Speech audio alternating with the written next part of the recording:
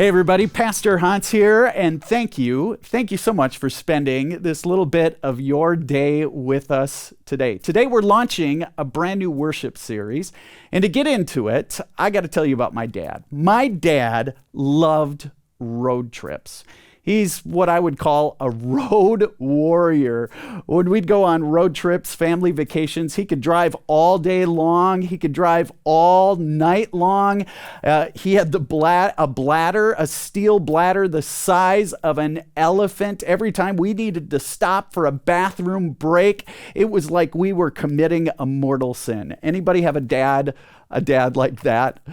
So needless to say, as kids, most of our family vacations, they were road trips. And there are a couple of things I remember about these road trips. The first was this. I was a kid before there was MapQuest, GPS, or Google Maps. And so what we would do when we would get ready for a family vacation is we would call up AAA and we would tell them this is where we're going. And they would put together and send us in the mail one of these things. Now, this is dating me, but this was called a triptych. It was this little booklet that AAA would put together, and on each page of that triptych, it would share a different, leg of your journey. And so you use that map, that triptych, to journey from home to your destination. The other thing I remember about family vacations when I was a kid is while we were on vacation, we'd take all these pictures. And then we'd come home, we'd have those pictures developed, and we'd put them in a scrapbook or a photo album. And it was always interesting, the pictures we chose. We chose the pictures that sort of gave you the impression that everything on that vacation, went as planned. But here's what here's what I know about road trips. Road trips never go as planned. They never go 100% as planned. For example, one time our family took a family road trip to the Black Hills of South Dakota. We went to Mount Rushmore. We panned for gold in a little stream. We did all the things you do when you go to the Black Hills. We also went to this place called Bear Country, USA. Now, if you've been to the Black Hills, you maybe know that Bear Country, USA is this big sort of animal park. And you drive your car, you pay to drive your car through this animal park, and you can take pictures and look at all the animals from bears to antelope to elk. But as we're driving through, we saw this buffalo. My dad saw him about 15 yards from the car. And he wanted to get a picture of this buffalo. And so he rolls the window down and he sticks his camera out the window and he snaps a picture of this buffalo. Well, I think this buffalo didn't really care for my dad because get this, the buffalo put its head down and rammed right into the side of our van, put a big old dent in the side of our van. This was not planned. There were no pictures of the buffalo ramming into the side of our van in the scrapbook. I mean, there are all kinds of stories like that. Katie and I, my wife and I, we took our boys on a road trip. Do you know that we didn't even get 50 miles down the road when we got a flat tire? And we had to go to a fleet farm and sit for some 5 hours on a 90-degree day and wait for them to fix our tires. Or my favorite memory, or not so favorite memory, is on another road trip. My sister, she was sitting right next to me. She got car sick, and she vomited all over the back seat of our car. You see, road trips, they never go as planned. The pictures, they never tell the whole story. So here's what we're going to do. We're launching this new worship series. It's called Family Vacation. And we're going to go on a bit of a road trip, if you will. And we've got our own sort of triptych, our own guide. It's not the one that, we ordered when we were kids, but it's one that looks more like this. The Bible. The Bible is going to be our guide because it's in the Bible that we hear about the journeys of all kinds of biblical characters. And whenever we hear of a journey, it's sort of a metaphor.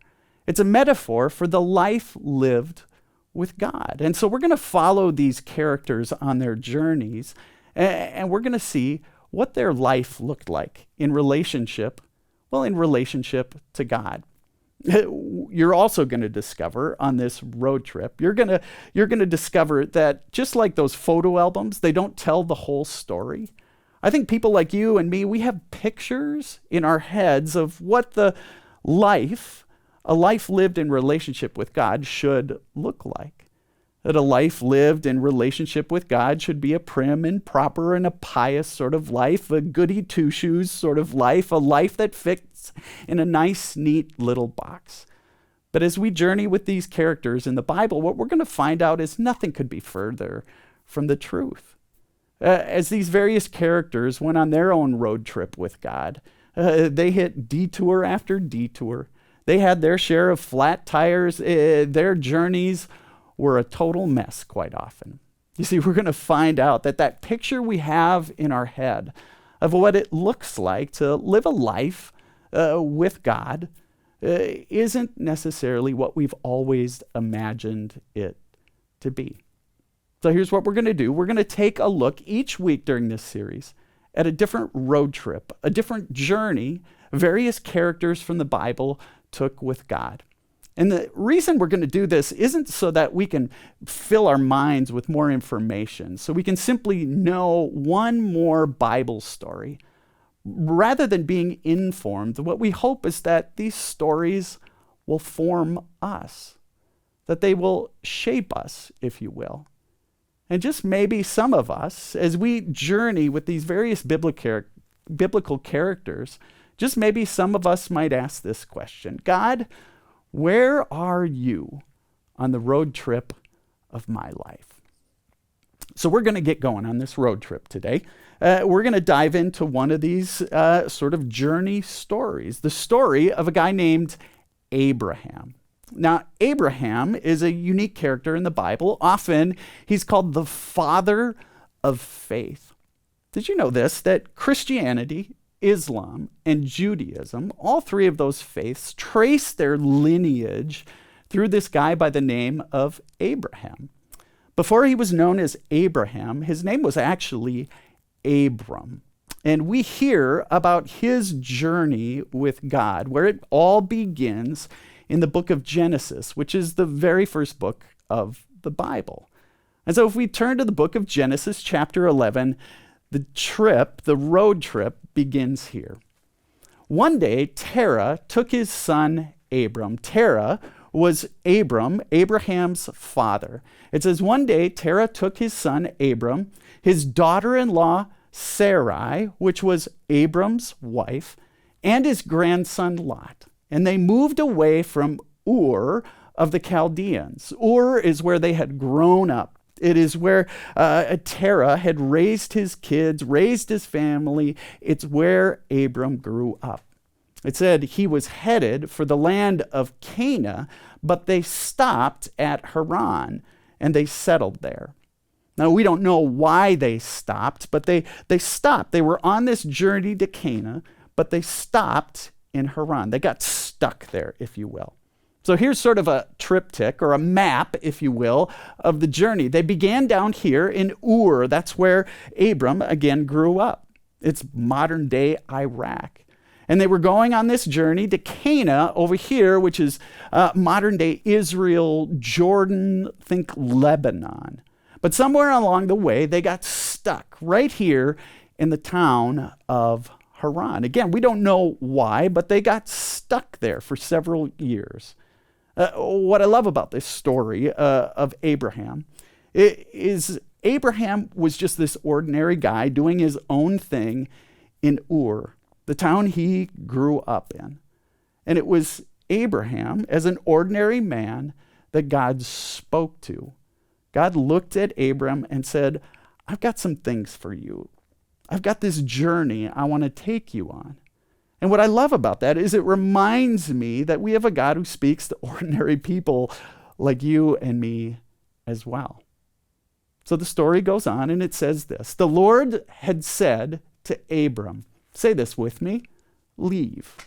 Leave your native country, your relatives, your father's family, and then Go, say that with me, go to the land that I will show you.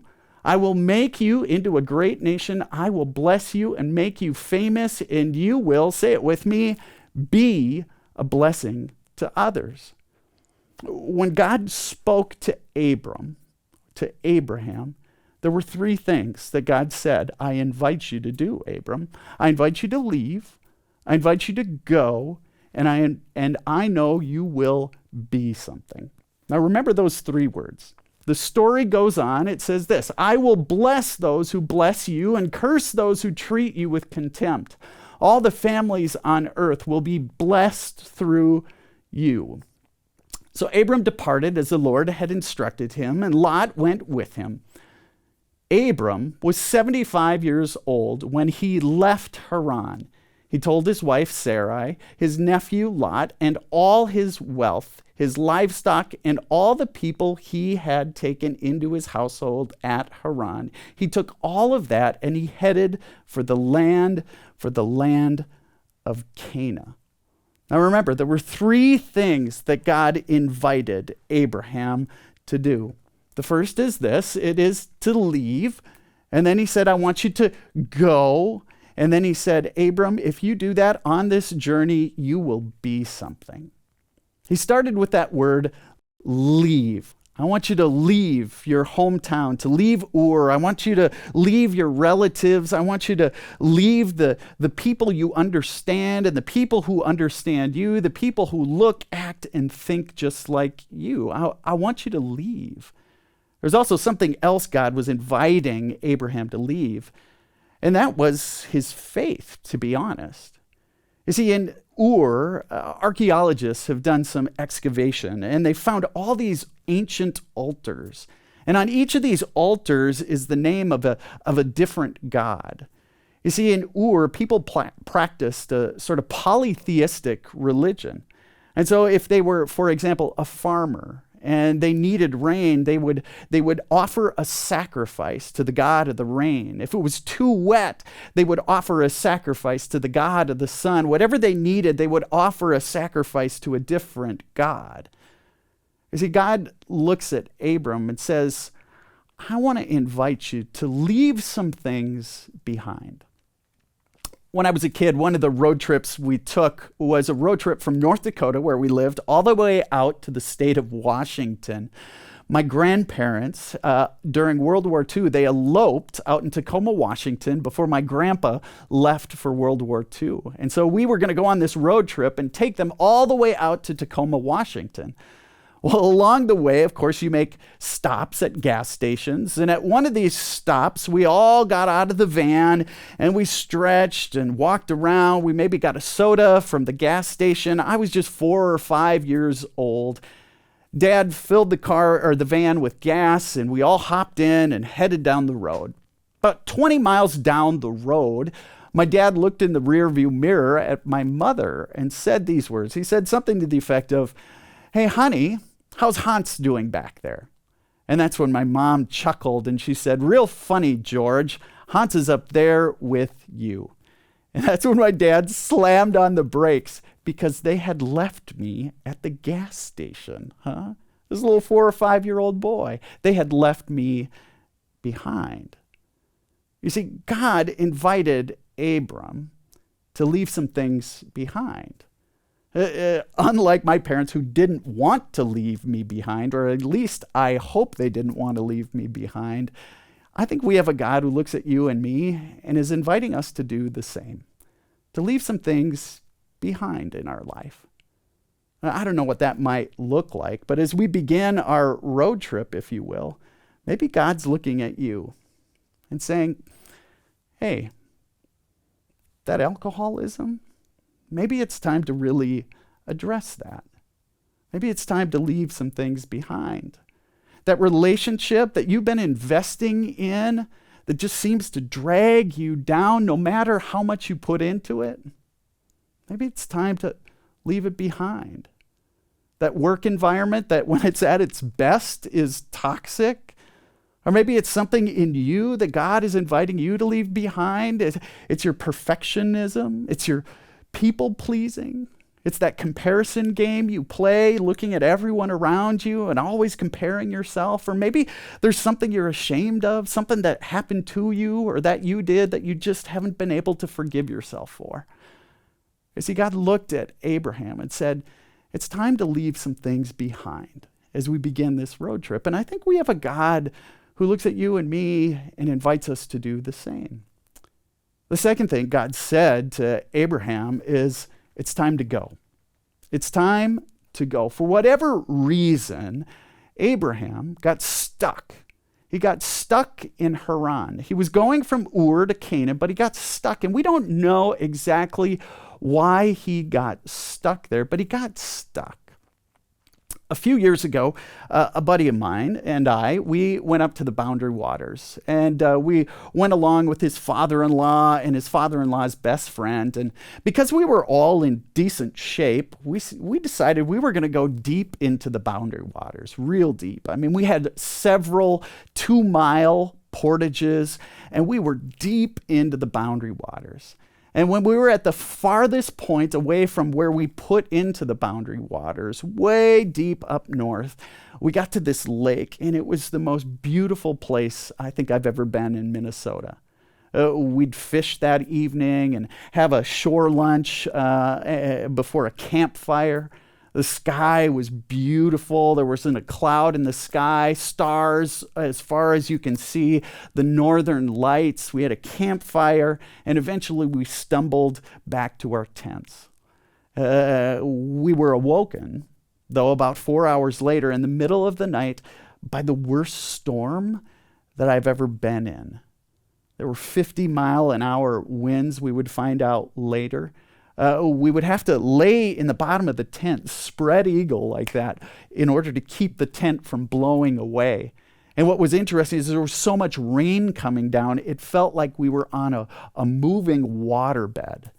We would hear big honking trees breaking off and falling down around us. And in fact, the next day we would find that a woman had died in the Boundary Waters during that storm that night. You see, we were stuck. There was nowhere we could go. And the same was true for Abram. He was stuck, and we don't know why he was stuck. Biblical scholars say there might be a couple of reasons for that. Earlier in the story, we find out that Abraham, his brother, had died. His brother's name was also Haran. And so some biblical scholars, they say that maybe they're finding themselves in Haran, a town named, it's the same name as his brother. They found some comfort amid their grief. Their grief had them stuck there rather than following where God had invited them to go. Another possible explanation is that Haran was known as a major intersection for market and for trade.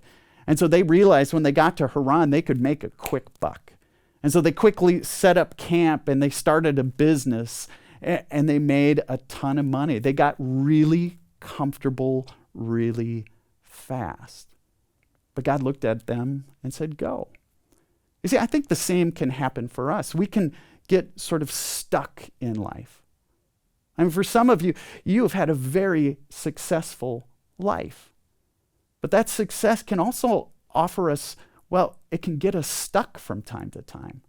We get stuck knowing that there's something missing in our life. We've got comfortable in our success. For others of you, maybe you've become all too comfortable in a routine that has you running every day of your life. You are so doggone busy, and every day you are so tired, and you don't like it, but there's some comfort in it. Or maybe for you, you grew up in the church, and for whatever reason, you've sort of drifted away from that. And you know that there's something there that you wish you could rediscover, but you've moved into this comfortable routine in life. You see, God looked at Abram. He was stuck there. He was stuck in Haran and said, it's time to go. And we have a God, as we begin this road trip together this summer, who looks at you and looks at me and says the very same thing. I invite you. It's time. Let's go. You see, God looked at Abram and said, leave. I want you to leave some things behind. He said, it's time to go. But lastly, he said, you are going to be something. You're going to be a blessing to so many people. Have you ever received a compliment? A compliment where you didn't quite know how to respond?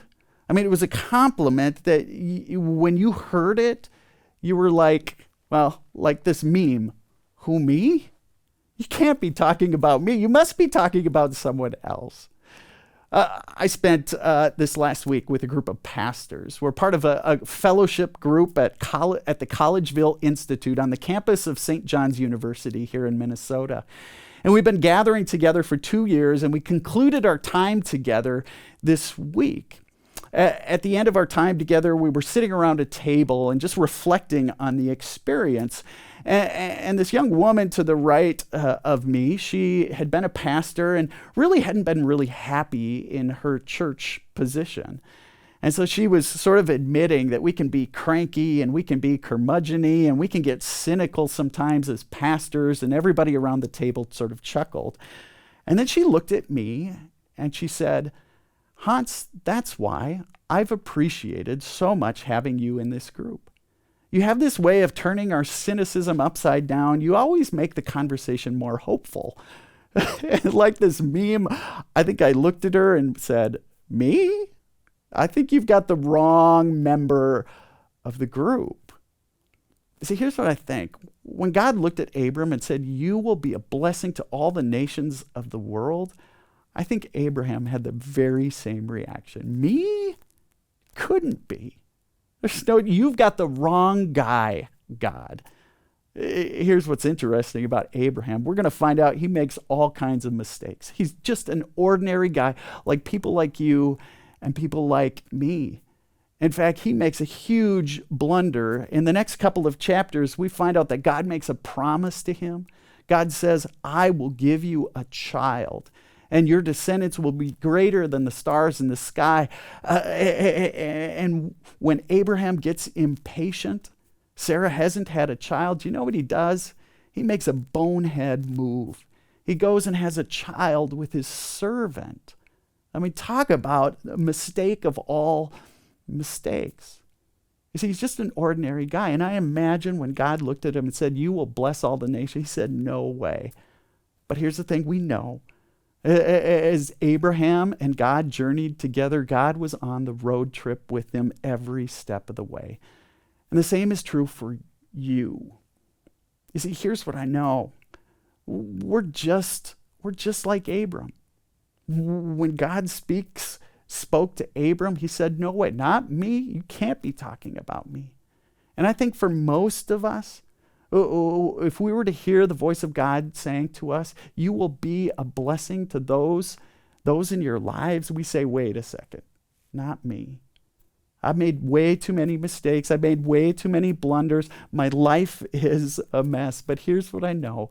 We have a God who looks at you and says, you will be a blessing.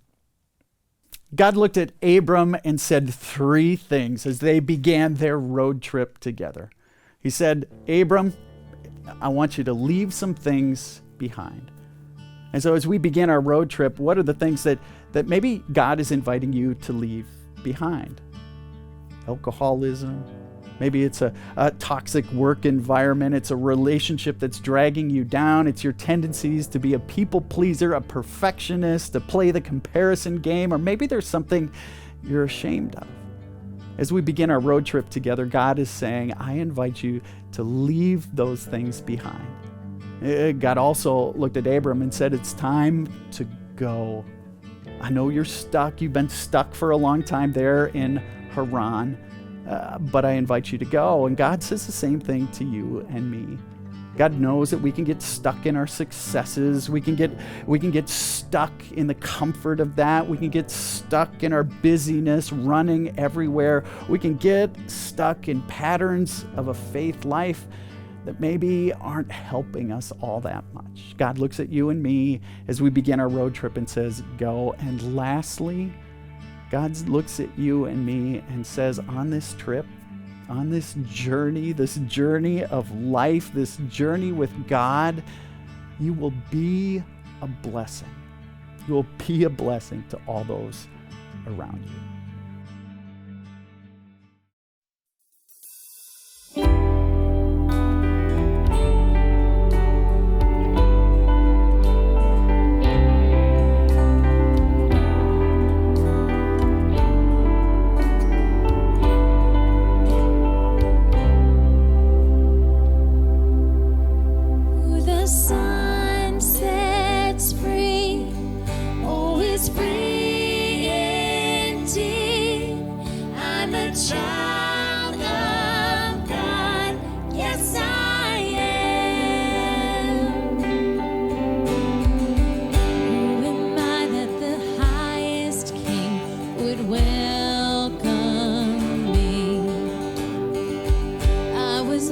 But he brought me in. Oh, his love for me. Oh, his love for me. Who the sun sets free, oh, is free indeed. I'm a child of God. Yes, I am. Free at last, he has ransomed me. His grace runs deep. While I was a slave to sin, Jesus died for me. Yes, he died for me.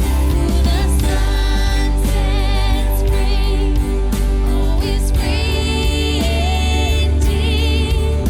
I'm a child of God. Yes, I am. In my Father's house, there's a place for me. I'm a child of God. Yes, I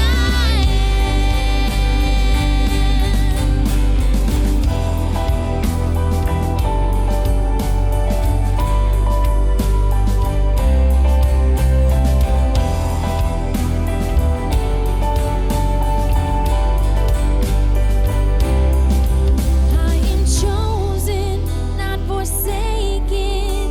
I am who you say I am. You are for me, not against me. I am who you say I am.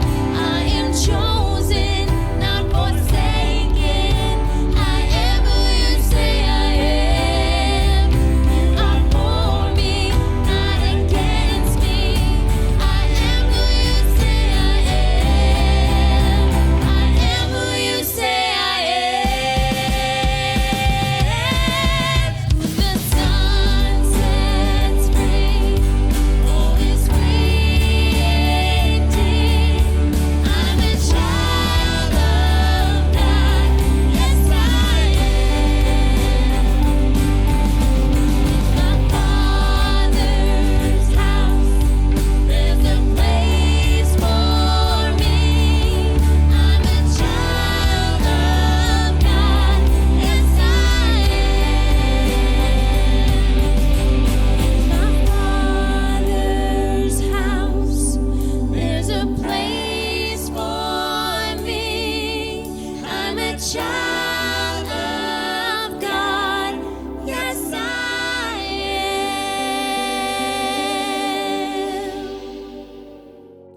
At this time, I invite you to join with me as together we pray the prayer our Lord taught us. Together we pray, Our Father, who art in heaven, hallowed be thy name. Thy kingdom come, thy will be done on earth as it is in heaven. Give us this day our daily bread, and forgive us our trespasses as we forgive those who trespass against us. And lead us not into temptation, but deliver us from evil. For thine is the kingdom and the power and the glory forever and ever. Amen. Hey folks, thanks again for tuning in today, for spending this little portion of your day with us. If you're new to Calvary, we'd love to connect with you. And the easiest way to get connected is to simply go out to our website, calvaryalec.org, and there hit the button that says sign up for emails. If you do that, it's a little next step you can take, and each week I'll send out a note to you sharing all the ways that you can get connected, get involved, as together we take this road trip, this journey of faith together. Couple of things for you as we think about this summer. The first off, during the month of June, we are going to walk through the book of Exodus. The book of Exodus is one of those epic road trip stories in the Bible. Join us by simply scanning the QR code on the screen or go to our website, and beginning June 5th, together, we're going to walk through the book of Exodus in an online Bible study format. We'd love for you to be a part of it. Each day there'll be a little video and a few questions to spur some conversation. It's an easy way to enter in to one of these great road trip stories. Second is this. This summer, we do, as we do every other summer, a special ministry on Sunday mornings, which we call Calvary at the Lake. We move one of our worship services out to Luther Crest Bible Camp. Come and join us at 9:30 for brunch, and then we worship outdoors at 10:30. It's an awesome opportunity for you to invite your friends and neighbors. Join us for one of these beautiful days out on Lake Carlis. Folks, thanks so much for tuning in today. As we close today, we want to invite you to consider your offerings today. It's because of your generosity that we can do all we do here at Calvary. And so you can see on the screens the ways you can make your offering. The easiest way is simply to go out to our website, calvaryalec.org, hit the button that says Give, and there you can make a one-time, or you can set up a reoccurring gift. The second way to give is using that app on your phone, Venmo. You can see our handle there. Or you can write a check and drop it in the mail to the address right here on the screen. If you're not sure how to make your gift, or if you'd like to consider making a special gift this summer, we'd love to talk to you. Give us a call. The number's on the screen. We'd love to talk with you about the generous life that God calls every last one of us to. Folks, thanks for joining us today as we begin this summer road trip. I can't wait to see where the journey takes us.